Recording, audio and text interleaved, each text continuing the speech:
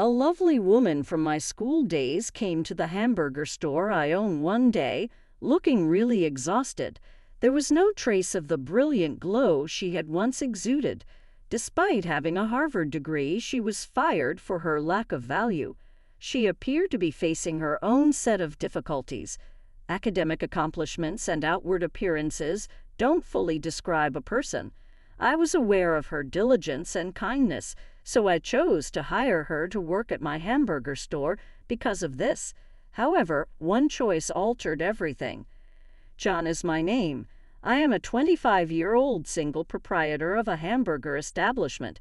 Despite graduating from a reputable university, I chose not to work for a traditional corporation.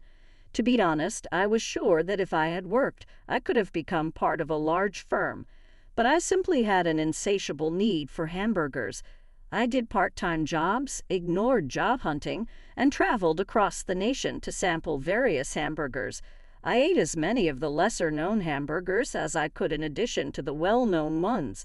A typical work routine was insufficient for someone like me, whose thoughts were always on hamburgers. I worked several part-time jobs after college and did extensive research on how to make hamburgers. I repeatedly experimented with creating my own patties, buns, and toppings.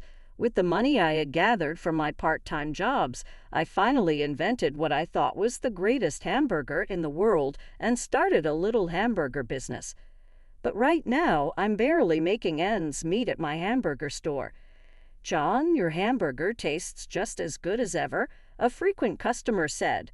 But whenever I come, I never see any other customers. "Yes, that is true," I replied. "No other hamburger tastes as good as this one in my opinion." Although unsure of the taste, drawing clients is really challenging. "What a waste. I believe you can discuss hamburgers without really trying this," the customer said. "Thank you for stating that. I genuinely want you to succeed because of this, John. Yes, I would definitely have nightmares if I couldn't eat this hamburger because I would want it so much. I'll do my best." I've had conversations like this with regular clients. The regulars are the only ones who visit. Despite everyone saying the taste is the best, I am currently barely making ends meet, keeping the shop afloat. I have the finest hamburger, I thought. I think word of mouth will spread and a lot of customers will come one day. I continued to hold on to this belief and try my hardest, but my already small customer base shrank even more after a well-known hamburger restaurant opened up nearby. I was worried that if things kept going the way they were, I would go into the red. I wondered how I could draw in more customers in the still empty store, but I couldn't think of a solid plan. With a sigh, I took a sip of water. I wonder if any customers will come today. I was deep in contemplation when a sudden figure walked into the store.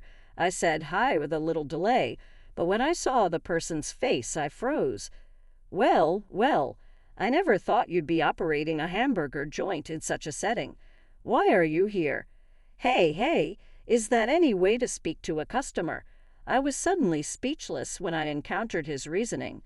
"You still don't know how to handle clients. Since high school, you haven't changed at all. What would you like?" "Don't be so cold. Please, we haven't seen each other in 5 years? Quiet therapy. You say your communication skills remain unchanged. Please feel free to place your order. Are you unable to dispense with formalities? You don't have to be that courteous to me. Let's speak more relaxedly." "This is really rigid," David said with a scornful laugh. He didn't even appear interested in speaking to me. All right. However, you must be aware of the chain of hamburger restaurants that opened about a month ago, don't you? I work there as the area manager." Actually, as though from above, David cast a scornful glance down at me. "It appears like you're having trouble drawing in clients. There isn't a single person in sight throughout mealtime. It looks like you're serving a really bad hamburger.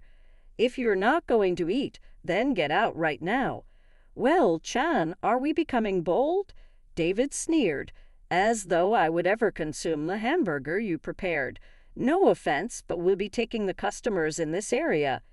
He said this as he got up, opened the door, and walked out. David and I were in the same class for all 3 years of high school. I never had any particular feelings toward him, but he always looked down on me for some reason. From the moment we met in high school, he took a disliking to me. It frustrated me, leading to several arguments, but once I realized that talking to him was a waste of time, I decided to ignore him. There are always going to be people who just don't like you for some reason. I knew a few myself, but I had decided to instantly distance myself from such people and avoid any interaction. However, if they forcefully involved themselves, there was nothing I could do. David was exactly that kind of person. During high school, we were in different friend groups. Even when I was with my friends, he would mock and look down on me. Some of my friends would get angry on my behalf.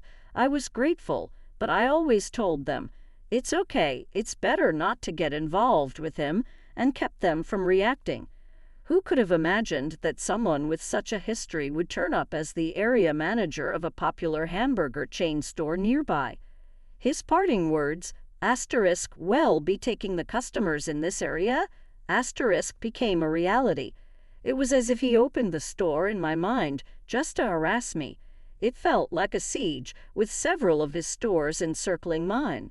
Each of these stores offered hamburgers in different styles and flavors and managed to secure a decent number of regular customers. My shop was pushed even further into a tight corner. It was clear that he had opened these stores with the intention of putting mine out of business. Even after opening my own shop, I continued to research and improve my hamburger every day. I was confident that the quality of my hamburger had indeed improved, but without customers coming to the store, there was no one to taste my hamburger. I kept struggling, desperately trying to figure out how to survive. Every day, all I thought about was my hamburger shop. I didn't think about anything else, just hamburgers. But gradually, the same thoughts began to swirl around in my head, and I hit a wall. It felt like I was suffocating. For a while, I tried to keep going, but I reached a point where I couldn't anymore.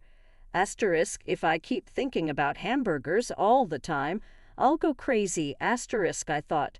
With that, I decided to go out into the city for the first time in a long while.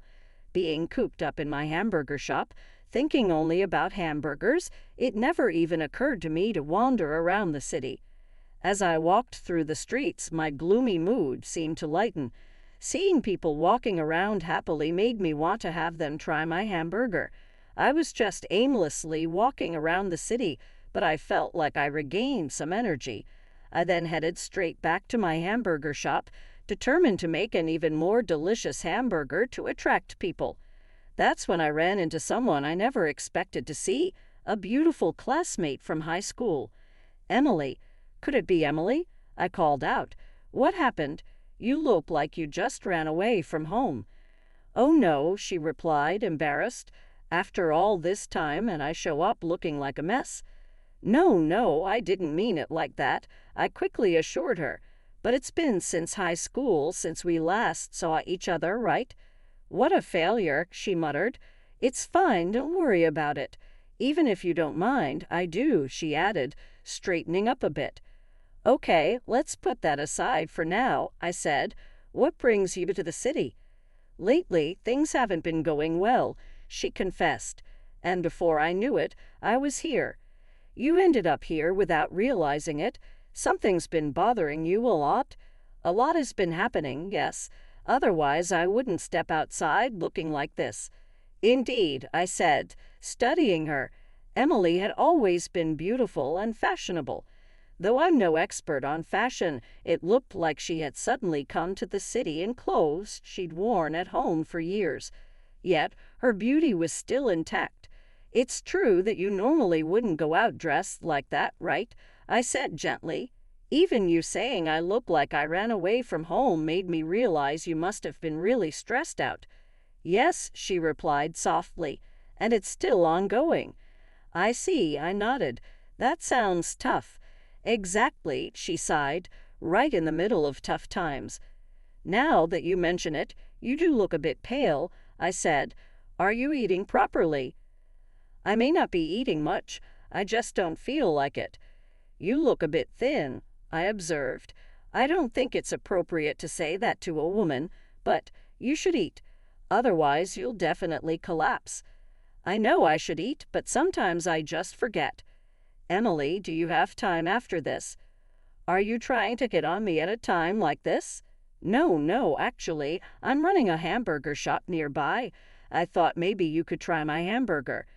Well, John, you're working in a hamburger shop. I run it by myself. By yourself? You mean you're the owner? That's amazing. Not really amazing, but I'm very confident in the taste. I feel like I finally got an appetite. Please let me try it then. Let's go. It's just around the corner from here. Hamburger? Huh, it's been a while since I've had any. Do you like hamburgers? Yeah, but they're high in calories, right? So I felt guilty eating it and only had it occasionally. But I love it. Good to hear. I'm a bit worried if it'll meet your taste, though. If you made it, it'll be fine. I see. Walking side by side with her, we headed toward the store, chatting along the way. As we talked, she seemed to gradually look better. My heart felt lighter as we strolled through the city, and even more so as I talked with her. I thought she is still so beautiful and charming. Since graduating from high school, Emily, though a bit worn out, had become even more beautiful in her adulthood. I treasured the lucky chance to converse with her. As we arrived at my shop, she said, "Wow, this is your place, huh?" She looked around the shop curiously. "Hello, how can I help you?" "Don't you sound a bit listless? Is that how you greet customers too?" "Welcome. How can I help you?" "There you go. You can do it when you try. Though I guess I'm one to talk, feeling down myself. My hamburger might cheer you up a bit. Take a seat here and wait." I seated her at the counter and made the hamburger with even more care than usual, hoping that Emily would feel a bit better. Despite feeling down when I served the hamburger, she said, "It looks really delicious." She then took a bite of the hamburger. I was confident in the taste, but I wasn't sure how she would find it, making me a bit nervous. What if she didn't like it? But she seemed to really enjoy it. Just as I thought, the hamburger you make is delicious. I'm glad. That's a relief. I feel like I've had a proper meal for the first time in a while. It's given me a bit of energy. If it made Emily feel better, then it was worth making. While she ate, I debated whether to ask why she was feeling down, but after she finished, I felt I should ask. "Can I ask you something a bit personal?" "Sure, what is it?" "Why are you feeling down?" That's very direct. I figured I'd end up asking anyway, so might as well get straight to the point. That makes sense. If you don't want to talk about it, that's okay. I actually resigned from my job. What? But didn't you get into Harvard? You were the only one in our year. I remember you're smart and capable. What happened? I was working at a design company, but I didn't get along with my boss, and we argued a lot. Sounds like a common story, right? It's something that happens in any company, but it's not common to resign because of it. I never thought I'd resign either, but being told I'm useless despite being from Harvard really hurt. Sounds like your boss just didn't like you personally. That might be true. After all, I was practically forced to resign over something I don't even recall doing. That's awful. I don't really want to go into details, but it was quite a shock to see how far people can go when they dislike someone. I couldn't help but think of David, the area manager of the popular hamburger chain. I kind of understand how you feel. I've had my own experiences. That's why, after resigning, I found it hard to move forward. It's understandable that it would become a trauma. Exactly. I haven't been able to find a new job because of that trauma. So, you're not doing anything at the moment. I want to job hunt, but the thought of being dismissed as useless despite being from Harvard again makes my feet freeze. I thought her dejection was understandable. Being labeled as useless would shock anyone. I'd probably feel the same. Hearing her story, I racked my brain for any helpful advice I could offer, but having never job hunted or been employed myself, the best I could offer was mental support. Then an idea struck me. Emily, how about working here at my shop? She seemed surprised. At this hamburger shop? Yeah, if you're okay with it. I appreciate the offer, but right now you are hurt, and stepping into an unfamiliar place full of strangers might be daunting. That's true, but here it's just me. I would never say anything like your previous boss. I know you wouldn't say anything terrible. I think working at my shop could be a form of rehabilitation. Just don't expect a big salary. Are you sure? It sounds like a great offer to me. Absolutely. If you're up for it, let's work together. She smiled and nodded, saying yes in response to me. Thank you, I'm really happy. You're welcome. If I'm going to work here, I want to be useful. What's the situation with the shop? Truthfully, it's not great. We're barely getting by with just the regulars. The other customers have all gone to the chain stores. Really? Upon saying that, her face took on a contemplative expression. It was as if I could almost hear the gears turning in her head. She suggested that investigating the rival chain stores might be a good first step. I knew that each chain store had been successful by offering hamburgers in different styles to customers. However, I'd never actually set foot inside those stores. I had been considering going but decided against it after the area manager, David, visited my shop. I think it's probably best if I don't go with you. Would you mind going on your own? Ah, I see. It would be awkward if the rival store recognized you, right? Something like that. Then I'll go to look now. I was genuinely surprised. Having just finished a hamburger, it's incredible to think about heading straight into a rival store right after it. It was hard to believe she was struggling with job hunting. Maybe it's because of the hamburger you made for me. I feel energized and can't sit still. But aren't you full? There's no need to rush. It's fine. I hadn't had a proper meal in a while, so I still have some room left. That sounds like it's been more than just a while. All right. I'll hear the rest later. I'm off then. Watching her brisk departure, I was left in astonishment. Her actions in the days that followed were impressive. In just a few days, she had visited all the chain stores in the area and pinpointed their characteristics. I could never match her efficiency. I think the taste here definitely wins. I'm not trying to put down the chain stores, but my hamburger is unique to this place. I'm absolutely confident in its uniqueness. That's definitely an advantage. We should push it. What about their menu? Since they're chain stores, it's natural they have a common menu. But each shop had a wide variety, and the dishes all looked appealing. I've been focused on perfecting a single taste, so I haven't thought much about diversifying the menu. I think that's fine. They have their strength in a diverse menu, but we should focus on excelling in one thing. I feel like we're differentiating ourselves in that respect. Right, what you've been doing isn't wrong. Let's aim for further improvement in taste. I do that almost every day, but being alone, I couldn't get any objective opinions. Having you here allows us for that, so we can strengthen our current hamburger together. Exactly. It's really reassuring and helpful. Let's do our best. That's the plan. Oh, wait. Tomorrow is the day off, so we start the day after. We left the shop and went our separate ways home. Having worked with Emily for only a few days, I felt incredibly happy. She was full of life and always willing to talk. Worrying about what to do with the shop by myself feels like a distant memory. Having just one person with the same goal made such a big difference in motivation. But it wasn't just about sharing the same goal. The fact that it was Emily working with me made a significant impact.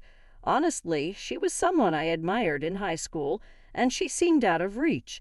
She was the epitome of beauty and brains, and although I wanted to talk to her, I rarely found the courage. She did talk to me occasionally, but I always felt it was too presumptuous for me to initiate conversation. I never thought the connection we lost after high school would be rekindled. Life is unpredictable. I spent the day off relaxing for the first time in a while before reuniting with her. My mind was constantly preoccupied with hamburgers, leaving me restless. I wonder when was the last time I spent a day off feeling this peaceful. It felt like such a long time since I had that thought. After the best day off, I left home 2 hours earlier than usual. I was going to teach Emily the ropes, thinking I needed to give my all today. I turned the corner to see a crowd in front of my shop. What's going on? Had something happened, and right in front of my shop, no less. Hoping nothing dire had occurred, I headed towards my shop. At first glance, it looked like a line was forming in front of my store, but it seemed unlikely that my shop would suddenly become so popular to have a queue. Curious, I circled to the back door and entered the shop. I thought about asking someone what was going on, but decided against it, fearing I might get involved in something troublesome. I had to focus on teaching Emily today, so I started preparing without further ado. When I checked, the remaining hamburgers that should have been there were gone. There were supposed to be a few hamburgers left. Was I mistaken? Otherwise, it meant the hamburgers had somehow disappeared. As I was pondering this, Emily arrived. After greeting her, I asked, "Emily, did you do something yesterday? I thought there were some hamburgers left, but they're gone." "I didn't have time for that," she sighed. "Right. There are customers lined up in front of the shop." "No, I don't think they were lining up for my shop," I said. "Don't worry," Emily reassured me. "I asked them, and they said they were waiting for the opening." I find that hard to believe. Okay. We can talk about this later. Let's finish the preparations first." "Right. If they really are lining up for us, today's going to be incredibly busy." Following Emily's suggestion, I finished the preparations and quickly taught her the tasks in the hall. She caught on surprisingly fast, understanding everything after being told just once. I was amazed by her quick comprehension and efficiency. Indeed, if Emily hadn't been there, the shop wouldn't have managed that day. Customer after customer kept arriving, filling the shop and resulting in the highest sales ever. With disbelief, I parted ways with Emily that day with a smile. From that day on, customers continuously visited my shop. I wondered about the reason, but serving delicious hamburgers to the customers was more important. We worked frantically, barely managing the overwhelming crowd. Then, one day, about a month later, the area manager, David, showed up. "Hey, John, what's going on?" "What do you mean, what's going on?" I responded. "Don't shout. There are still customers here." "I don't care about your customers. How did you attract so many people? You must have slandered our chain, haven't you? Otherwise, there's no way they'd come to eat your crappy hamburger." "Don't say such baseless things," I retorted. "What you're doing now is exactly the kind of negative campaigning you're accusing me of. The fact that so many people are gathering at your shop is the evidence." He said, "What did you do? Tell me. It's because of you that our sales have plummeted." I was so frustrated with his irrational yelling that I almost hit him. "We still have customers here, you know. Are you aware that you're disturbing them while they're enjoying their meal?" That thought brought a surge of anger within me. Just when I was at my limit, Emily sharply intervened. "Don't take it out on John. Yesterday I went around the town offering free hamburgers and handing out flyers. People who thought your hamburger was better than your shop's just decided to come. So that's what happened. I understood why there were people lined up before opening and why the hamburgers had disappeared. According to Emily, she used the design skills she honed at the design company to create flyers for our shop. She had taken hamburgers and flyers around town to promote our shop. Undoubtedly, Emily's beauty also played a significant role. There were definitely customers who came just to see her. In any case, it was all thanks to Emily. The word of mouth around town brought customers to my shop, and conversely, the customers at David's chain store decreased. "Emily, are you working here?" David asked. "Yes, it's been a while," she replied. "I knew her as a classmate, but he was also in the same class. I don't recall them hanging out together in high school. In fact, there were probably no boys who could easily talk to her. Come on, Emily from Harvard working in this tiny, terrible hamburger place. Quit joking around. It's all thanks to Emily that we have so many customers, isn't it?" I said. Adam would never have come up with such a plan. "If you're willing, how about leaving this puny shop for our company? I can guarantee a higher salary, and with my recommendation, you could be promoted to area manager in no time." "Don't be so familiar as to call me by my name without permission," she replied. "I don't remember giving you that right. You used to call me by my name in high school, too, but did you forget that I ignored you for that? Let me be clear, I wouldn't want to work with someone who belittles others' businesses like you do. Above all, I like John's hamburger." His face turned pale as if he had been rejected, and he left the shop with a defeated look, seemingly forgetting my presence. To see David, who was always so confident, knocked down with just one blow. Amazing.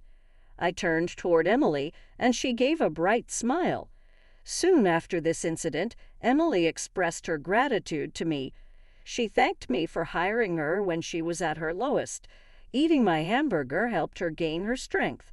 She confessed that she had always admired how earnestly I dedicated myself to one thing. Since high school, I had been hesitant to speak to Emily, but it turned out she had been just as hesitant to approach me. So I accepted her confession, and we started dating. As for David, who stormed into my shop, a customer reported the entire incident to his company, tarnishing its reputation. As a result, he was demoted and stripped of his title as area manager. Now he spends his days in the countryside as a regular employee with plenty of free time on his hands, but that's no longer my concern. Currently, Emily and I are working together at the hamburger shop. With a constant stream of customers, we're so busy that we're discussing whether to hire part-time workers. We're even thinking about opening a second location. Things are going that well. My relationship with Emily is also thriving, and I'm planning to propose to her on her upcoming birthday.